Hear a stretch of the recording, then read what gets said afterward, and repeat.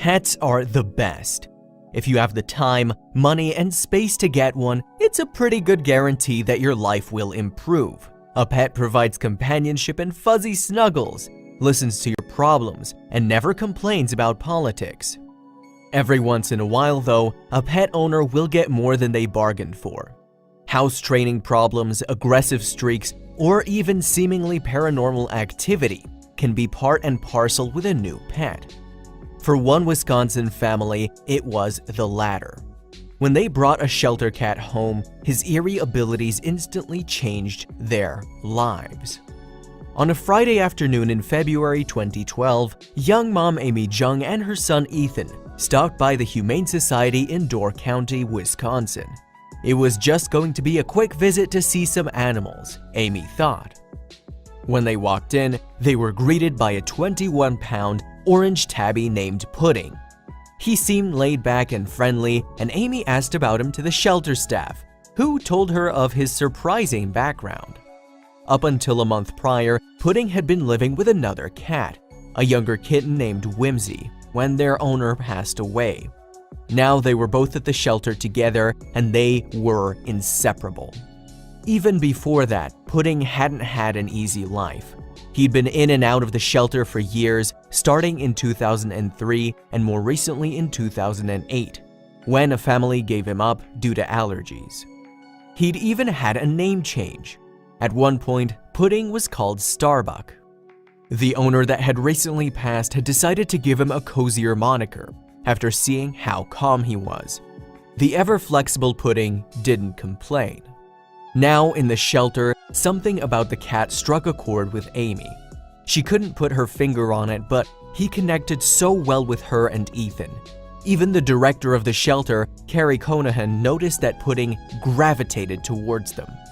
On impulse, Amy decided to adopt Pudding. Ethan thought it was a great idea too, but they couldn't leave Pudding's brother Whimsy all alone. So they signed the papers for both cats and loaded their new pals into the car. When they arrived at the Jung household, Pudding and Whimsy settled in right away. Most animals would be nervous or wary of a new environment, but Pudding in particular seemed comfortable and relaxed. After dinner and an evening of getting the cats situated, it was time for bed.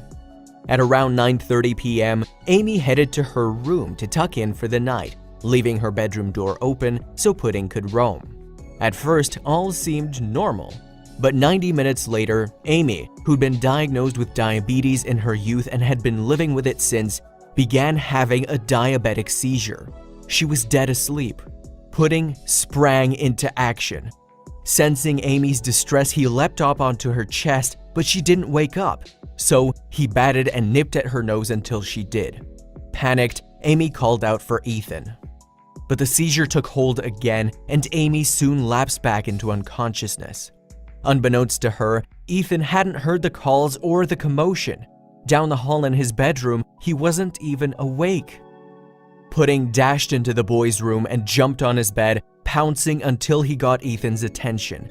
When he woke up to the cat in a frenzy, Ethan knew something was wrong. Pudding stood guard as Ethan rushed in and found his mother still in the midst of the seizure. Fully awake now, he called his dad for help, who talked him through the steps to administer an emergency injection for Amy. When Amy felt well again, she was astounded at the alertness Pudding had shown. For a cat just getting to know his surroundings and who had known his new owner for less than a day, his life-saving behavior was unusual. News spread of Pudding's heroics, and soon, TV stations and Green Bay Post-Gazette reporters were knocking at the door, wanting to interview Amy. "If something or someone hadn't pulled me out of that, I wouldn't be here," she told them. Director Conahan from the shelter was impressed too. Her doctor said she could have gone into a coma and not come out of it if much more time had gone by, she said. "The fact that Pudding did what he did is just amazing to me." Pudding's instincts didn't stop there. After Amy's seizure, she started to bring Pudding everywhere, even to her job at the local florist, where he learned to stand watch and meow whenever he sensed her blood sugar dropping into the danger zone. Amy's doctor recommended she sign Pudding up to be a therapy cat. Given his chill disposition, he was a shoo-in and passed the registration with flying colors. He even has his own Facebook fan page, Pudding Jung. And what about Whimsy?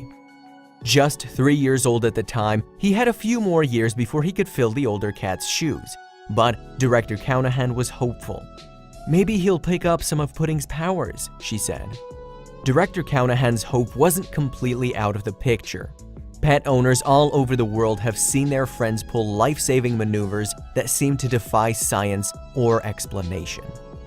Between her stints as a Marine and a mom, Stephanie Herfel was tough as nails. Still, she couldn't help but feel sad to see her son go overseas with the Air Force. But there was one part of his departure he didn't tell her about until the last minute. Stephanie's son didn't want her to feel too lonely while he was away, so he arranged a special gift for her. He entered their California home one morning with a smile spreading ear to ear. He presented her with Sierra, a 9-month-old husky. Stephanie and Sierra became fast friends, and their bond only deepened over the years. Sierra accompanied Stephanie and her husband Jim on a cross-country move to Wisconsin in 2013 without a whimper. In the back of her mind, Stephanie always knew that Sierra was a very special dog. However, she was about to find out exactly how unique Sierra was, and thank goodness for that. One afternoon, Stephanie began experiencing some pain and discomfort in her stomach. She figured she'd just eaten something bad and was suffering through some bad food poisoning. When the sensation continued after several days, she visited her doctor. Stephanie's doctor brushed off her concerns, saying at worst she was dealing with an ovarian cyst. He sent her home with some pain medication, which would, he thought, set her right as rain. Once Stephanie returned home from the doctor, Sierra perked up. That part wasn't unusual. At the same time, though, the husky appeared to be more energized than most days. What was up with Sierra? Sierra joined Stephanie on the couch and immediately thrust her nose into Stephanie's abdomen. Taken aback, she tried to slide away from the dog. Sierra refused to give up, however, and kept sniffing.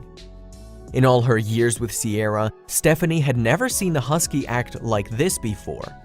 Maybe she'd spilled something on her clothes and hadn't noticed. Before she had a chance to check, Sierra bolted from the room.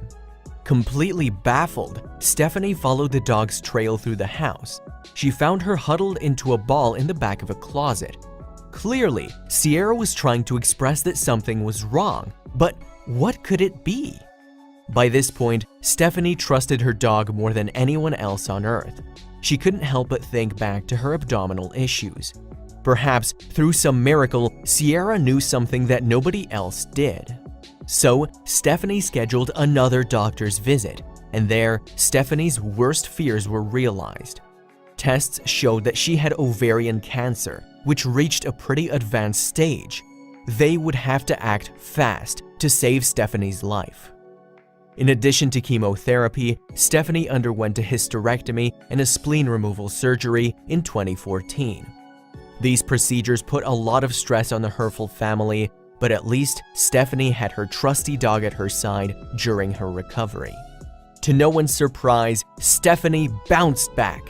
The next year passed without much to write home about, which was fine by her. Stephanie was ready to move on to the next chapter of her life until Sierra began acting strangely once again. And so it was, Stephanie went through another round of treatment. Doctors once again gave her the all clear. A year later, though, yet again, Sierra went wild and sniffed Stephanie's abdomen. For a third time, Sierra correctly diagnosed a tumor inside Stephanie. Treatment, release, recovery, rinse and repeat. Surely she must have thought this would be the last diagnosis. Well, as of 2018, she's been cancer-free since. Leaving that dingy hospital bed behind, Stephanie wanted to return to her life and help others suffering from disease. But she couldn't help but wonder, how did Sierra know? Dr. David Kushner, Stephanie's primary oncologist, had a theory. He explained that certain dog breeds can detect chemical traces given off by tumors with an accuracy of up to 98%. Stephanie and Jim were lucky enough to own a canine with a special gift. They decided not to squander their good fortune. They went public about their amazing story, hoping it could help other people who went undiagnosed. Stephanie also got involved with the Wisconsin Ovarian Cancer Alliance, where she eventually rose to a seat on the board. Sierra is a pretty big local celebrity to everyone in the organization, too. Ultimately, Stephanie believes her story can let people think about their animals and go, "Wow, my animal did this when I got diagnosed," just to give the animals credit that they are pretty smart.